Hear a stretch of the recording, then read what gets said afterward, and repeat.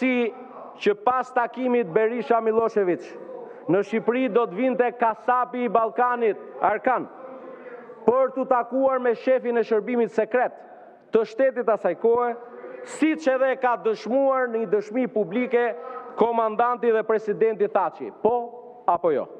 Si ka mundësi që prej vitit 1995, presidenti i Kosovës, i ndjeri Ibrahim Rugova, shmangi çdo komunikime, çdo takim me Sali Berishën deri ditën kur u nda nga jeta. Është e vërtet apo jo?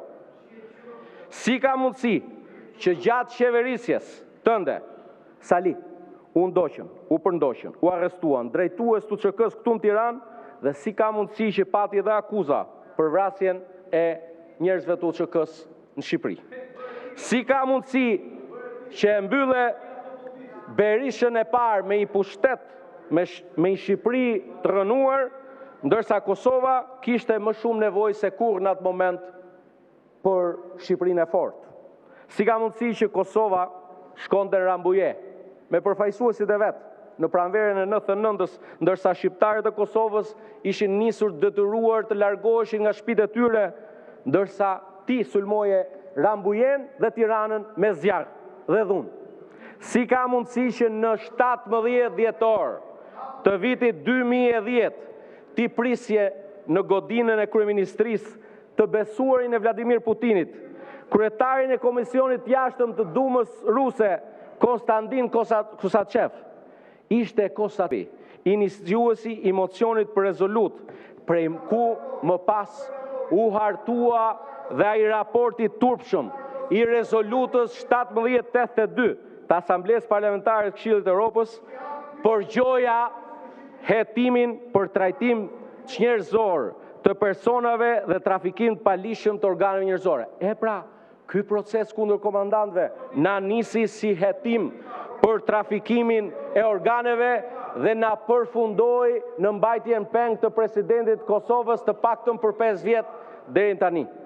Si ka mundësi që vetëm 37 ditë pas takimit në zyrën e tij me këtë Kosaçevin e famshëm, u miratua në Asamblenë Parlamentare të Këshillit të Evropës ajo rezolutë e turpshme, mbi bazën e të cilës filloi ky proces i turpshëm kundër komandantëve të QK-s. Si ka mundësi që 4 ditë, vetëm 4 ditë, përpara se të miratohej rezoluta në Asamblenë Parlamentare të Këshillit të Evropës, ti dhe urdhër të vriteshin populli opozitar në sheshin dhe në bulevardin Dëshmorët e Kombit.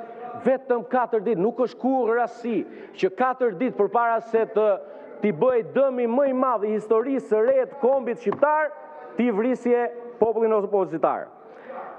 Dhe si ka mundësi që gjithmonë je përfshirë në sulme personale t'ulta kundër komandantit dhe presidentit Thaçi. Si ka mundësi që nuk e ke nxjerrë kur nga goja një fjalë për komandantët, të cilën mbahen prej 5 vitesh peng në burgun e Hagës. Kjo ishte një kronologji 30 vjeçare. E për t'ja vënë qershin mbi tort gjithë kronologjie për habin time, për habin e plot miqve të tjerë me të cilët isha në Leskovs para 3 ditësh, tifozët serb kur donin na shanin, na thirrnin Sali Berisha. Dhe ja ka treguar një gazetar që ishte pranë meje, ja tregoi dhe e morim telefon dhe i thot: "Mo doktor, thot, çka kanë këta tifozët serb që thirrin emrin tat?" E thrasin se Saliu është dhëndri mirë i Serbisë, i ka shërbyer mirë Serbisë sa herë ka pasur mundësi. Kam dhe diçka tjetër për ta thënë, jo për ju më, por në vijim të diskutimi që kemi bërë 27 nëntor.